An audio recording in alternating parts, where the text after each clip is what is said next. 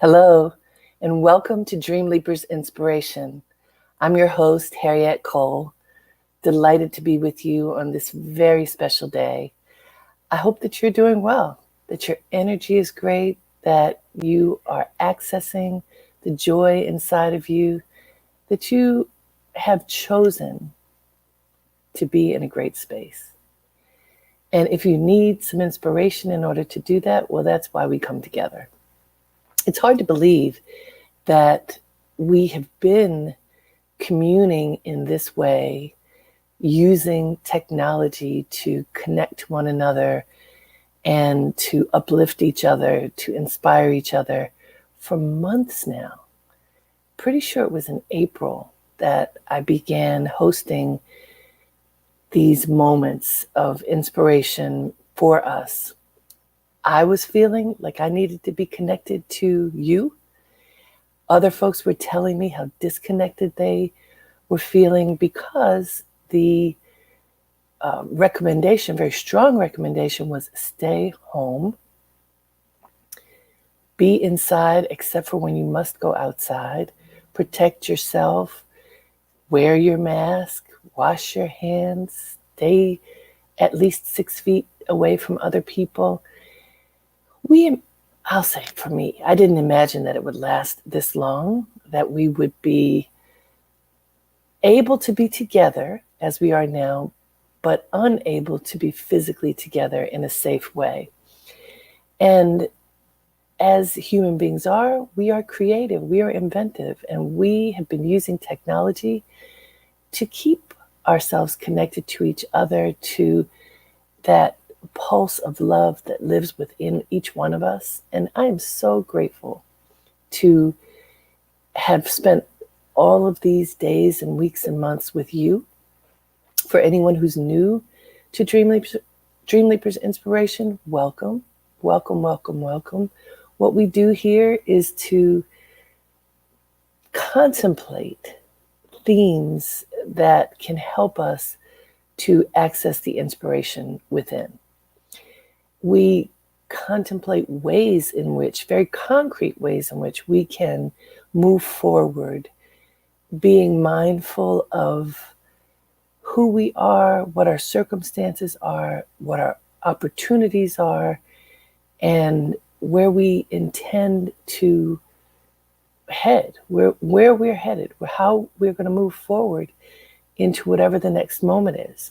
I find it very helpful to look at wisdom from the words and written words and spoken words of great people who have really spent a lot of time considering how to live a great life. And I remembered a poem that was my father's favorite poem.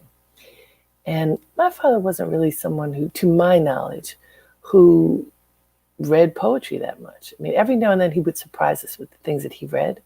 But this particular poem, and I don't know why he lit upon it, but it became a theme for his life and a theme for him to share with my sisters and me and my mother, to contemplate really how to live. And and my father was not a religious man, but this poem is called Sermons We See. And it contemplates the true meaning of a sermon and the value of, what is that message that is offered by someone whose seat is to be a spiritual leader, who in a church or whatever the environment might be, stands before the congregation and gives a message, and that message is to inspire the gathering, the congregants, to consider a way forward that will fill them with the intention and the strength and the conviction to move forward, embracing whatever that message is. So my daddy, who, as I say, was not, he did not really go to church. He wasn't that kind of a spirit. But how he lived is a different story. And I want to read you this poem. Normally I'll read one quote. It's usually a sentence, maybe two. I want you to hear this whole poem because it's really beautiful. It is called Sermons We See by Edgar Guest. I'd rather see a sermon than hear one any day. I'd rather one should walk with me than merely tell the way. The eye's a better pupil and more willing than the ear. Fine counsel is confusing, but example's always clear. And the best of all the preachers are the men who live their creeds, for to see good put in action is what everybody needs. I soon can learn to do it if you'll let me see it done. I can watch your hands in action, but your tongue too fast may run. And the lecture you deliver may be very wise and true, but I'd rather get my lessons by observing what you do. For I might misunderstand you and the high advice you give, but there's no misunderstanding how you act and how you live. When I see a deed of kindness, I am eager to be kind. When a weaker brother stumbles and a strong man stays behind, just to see if he can help him, then the wish grows strong in me to become as big and thoughtful as I know that friend to be. And all travelers can witness that the best of guides today is not the one who tells them, but the one who shows the way. One good man teaches many. Men believe what they behold. One deed of kindness noticed is worth 40 that are told. Who stands with men of honor? Who stands with men of honor learns to hold his honor dear. For right living speaks a language which to everyone is clear. Though an able speaker charms me with his eloquence, I say, I'd rather see a sermon than to hear one any day. I'm going to read that last group because I didn't do that so smoothly. Here's the last stanza, I guess. One good man teaches many. Men believe what they behold. One deed of kindness noticed is worth 40 that are told. Who stands with men of honor learns to hold his honor dear. For right living speaks a language which to everyone is clear. Though an able speaker charms me with his eloquence, I say, I'd rather see a sermon than to hear one any day. Isn't that powerful?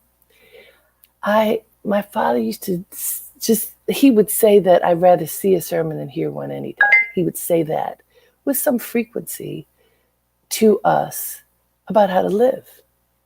And so as I say, my father, Harry Cole, I'm named for him, while he wasn't a man who went to church so much, he was a man who lived his convictions and lived with honor. Indeed, he was a judge and he was called the Honorable Harry Augustus Cole. That was the title, the honorific given to him. And he took it very seriously. And what does it mean to live an honorable life? What does it mean to stand in your convictions and to be a person of your word? What does it mean to do what you say, not just say it? And I thought it would be great to contemplate this poem. What a rich poem. Sermons We See by Edgar Guest. It's such a rich poem because over and over with each verse, it reminds us of how to live. What we say really doesn't make any difference unless it's matched by our actions. We've been talking about this a lot. I've learned through my spiritual practice, through meditation, that the word yoga means union. And the notion is that when your thoughts, words, and deeds are unified, they are the same. What you think is reflected in what you say, is reflected in what you do.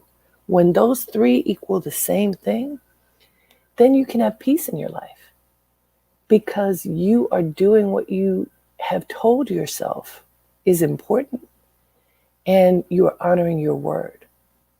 Sometimes that's hard to do.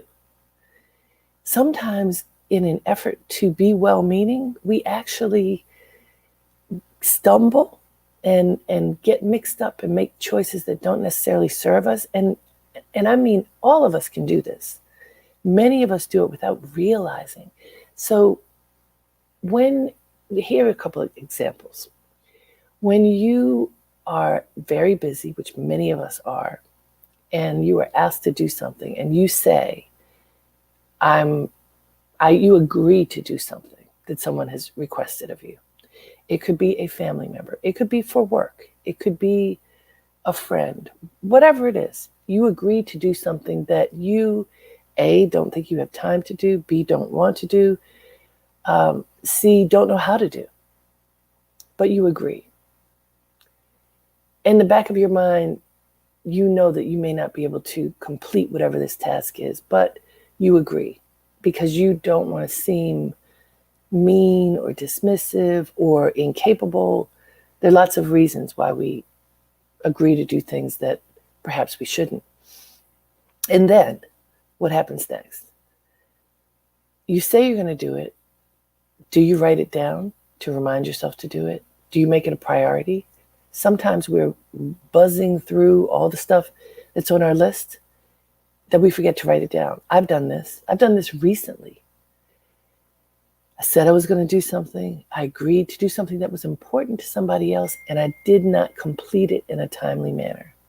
And so then what happened? That I was not good for my word because I said I was going to do something and it didn't get done when I said it was going to get done. Has that ever happened to you? If you put it off because you think it's hard and you need to give time in order to be able to accomplish whatever that goal is properly. And then time ticks by, you get to it and you realize you don't know how to do it. Oh, then what? You don't know how to complete the task that you said you were going to complete. Then it doesn't get done. Do you ever just push it aside if you realize you can't complete it, don't know how, it's too late? Or do you immediately respond to whoever you committed with to do whatever this task is and say, I'm so sorry, I didn't complete it? How many times do you just whisk it away rather than standing up and saying, I wasn't able to accomplish this, or I need help, or whatever it might be? You see how we can take these big thoughts about doing what we say and then break it down into the reality of our own life. And when we do that, when we break it down into the reality of our own life and look at small agreements that we have made to do things that we didn't accomplish, then we realize we're not living our sermon, right? We're not living by what we said we were going to do. And all we have is our word. I'd rather see a sermon than hear one anytime. Isn't it true? Have you ever been in the company of someone who's just lecturing you over and over and over? You did something wrong, or you're about to do something and they want to give you all the rules about what to do, but they're sort of sitting on high, pronouncing what it is that you should have done or what you should do, even if that person is not fulfilling whatever it is also. You hate that. We don't like listening to that. We don't like being lectured to. We like seeing skill in action. We like being inspired by what another does, by how another fulfills a duty or responsibility, how one lives in the moment. When we see people living in the moment in ways that inspire us, it helps us to sit up straighter, stand up taller, be more convicted in whatever it is that we feel is important in our lives. When we see people not doing that, it becomes really difficult sometimes to be motivated to do what we believe is part of our path. And so when my father gave us this poem and reminded us again and again and again, I do remember sometimes like, okay, Daddy, got it. But he's been gone, I think, 22 years. And I still remember many of his points of wisdom, and especially this poem, because it tells you how to live. It tells you how to be. It tells you what's important, which is how we do what we do. What we do, how we live, is not so much about how we say we're going to live. It's about what actions we take. And that's why in these Dreamleapers inspirations, I give concrete homework, let's say. I give recommendations of things for us to do in the day of receiving the inspiration so that we can take action based upon whatever it is we're exploring. Because, if we say, wow, I'm going to exercise every day. You say it, and then even in that first day, you don't do it, then you feel deflated. And you beat yourself up and you say, oh, well, I didn't do it today. Maybe I just give up. Let's not give up. Let's make a commitment just for this day. What do we commit to do that is living our sermon, living what our heart tells us to do, that we do articulate, and that we actually take the steps and take action. And since I mentioned exercising, because I've talked about this a lot, and I talk about it a lot because we're all sitting. We're sitting looking at a screen, often looking at each other, talking to each other. Now, the great thing is, before COVID, we would often be on phone calls if we weren't physically in each other's company. At least now, we often see each other. But we're sitting. And sitting is not good for the body, not for long periods of time. Just like if you're typing, they say stop typing every 20 minutes and, do some hand exercises. I said that I was going to up my fitness game, and I have. I've been working with the trainer twice a week right here in my house on Zoom. And so I get corrections if I don't do things well, and I've been walking. And I said I was going to do it. It took me a while to become consistent. I am consistent. Not every single day, but many days. And I hope you are taking care of your temple, that you are moving your body, that you're drinking more water, that you get up every 20 minutes and just stretch. I participated in a wonderful gathering, international gathering, about a month ago. And there was a hatha yoga teacher who was part of the experience. So this was a charitable event gathering, but there were musicians and all different kinds of folks. But the hatha yoga teacher from the organization called Jiva Mukti, they do a lot of hatha yoga instruction. And she gave us a 10-minute exercise that you could do right after you get off of this call with me, this engagement with me, which was stretching and, like stretching and twisting and stretching every part of your body. And it felt so good. And she said, we should do this every day. This could be part of your sermon, how you take care of your temple. What else have you thought that you were going to do that maybe you haven't done as well? What are those things on the list that are scramble at the bottom and, you really don't want to tackle it because it feels too hard? Put it at the top of the list and let that be part of your sermon. That you tackled something that was super difficult because you deserve it. Because you don't want to wake up in the middle of the night going, oh, I forgot to do that. That's why I believe in making lists. I make a list every single day, including on the weekends, of what I have to do. And I break it into sections. I do things that are personal for me, for Harriet. What can I do for myself? I write down things that are family. I write, because I have multiple projects that I work on, I break my work down into each of the projects. And then under each of these headings, I break down the tasks into manageable, like what they now call snackable size tasks, small, so that I can check it off. And I literally check it off. And this helps me to feel a sense of accomplishment and to persevere and push on to do the next thing. That is one of the most valuable practices that I've developed over the years.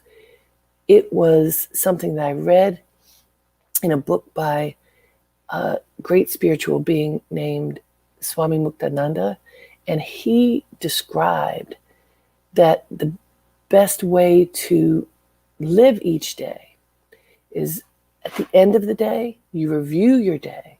What did you do? How did it work? You assess, how did the day go? And then you plan for the next day, so that when you wake up, you are executing your plan rather than figuring out what your plan is. It makes life so much more efficient. So I've been doing that for 20 some years, every day, including the weekend. And I write down what I have to do, and I check it off when I've done it. And what happens when you do that is you will see your patterns. You will see your sermon. Are you indeed living the life you want to live? Are you fulfilling the tasks that are at the top of the list? Are you pushing things to the side? What are the things you're pushing to the side? You learn about yourself by observing yourself, by observing how consistent you are in doing what you said you were going to do. This is so important. And I know the poem is long, but I also know some of you just joined. And so will you indulge me? I want to read it to you again, because the words are so powerful. For those who have just joined, this poem is called Sermons We See by Edgar Guest. And I will remind you that my father, Harry Cole, who was so strict, my daddy was strict, he basically told us excellence was the only option. That was how we were to live our lives. I remember thinking, man, you are so harsh. But in reality, that harshness led us to be convicted to do what we thought was the right thing to live the best life possible. My mother injected sweetness, so we had the stern and the sweet, and together they helped to propel us to be who we are today. And this poem was something that my father lived by. He loved it, and he told us about it a lot. And here's what it says. It's a little long, but listen. And those of you who heard it before, hey, I'm being like my daddy. I'm going to share it with you twice. Sermons we see. I'd rather see a sermon than hear one any day. I'd rather one should walk with me than merely tell the way. The eye's a better pupil and more willing than the ear. Fine counsel is confusing, but examples always clear.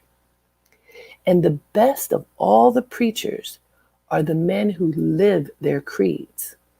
For to see good put in action is what everybody needs. I soon can learn to do it if you'll let me see it done. I can watch your hands in action, but your tongue too fast may run. And the lecture you deliver may be very wise and true, but I'd rather get my lessons by observing what you do. For I might misunderstand you and the high advice you give, but there's no misunderstanding how you act and how you live. When I see a deed of kindness, I am eager to be kind.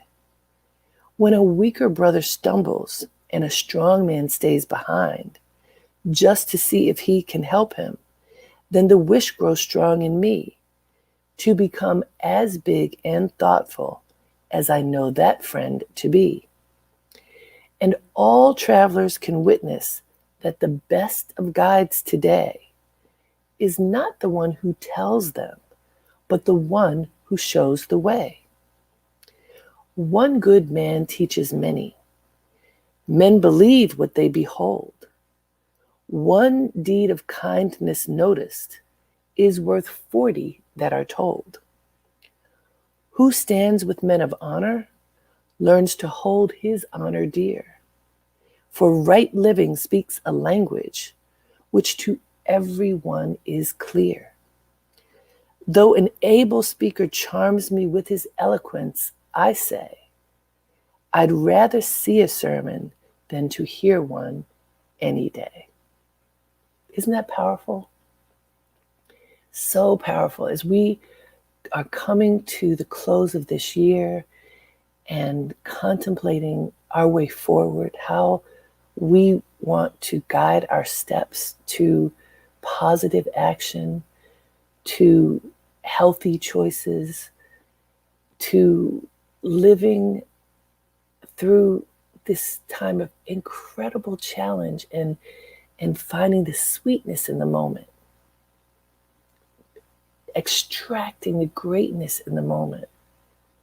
It takes us walking our talk, living our best life, doing what we believe we can do in order to live the best life possible and to share our goodness and love with others. And so I offer you this poem, and I challenge you today to decide one thing that you're going to do that will put your sermon in action. What can you do today? Taking an action based upon what you value. What one thing can you do? If you'd like to share what that is, you can go to the Dreamleapers Inspiration group that I formed on Facebook, and we can talk about it there. You can share your ideas there. And also, please let your friends know that even as I do this live on Facebook on Mondays and Wednesdays, we now offer this Dreamleapers Inspiration as a podcast, wherever podcasts are found. It's called Dreamleapers Inspiration with Harriet Cole. Please tell your friends. If you like it, maybe they will too. It is my offering of love to you and to all of the people that it touches. Together, we can make this world that much sweeter. And I trust that you take this inspiration forward and allow it to help guide your steps to your greatness. Until next time, have a great day and make it count. Namaste.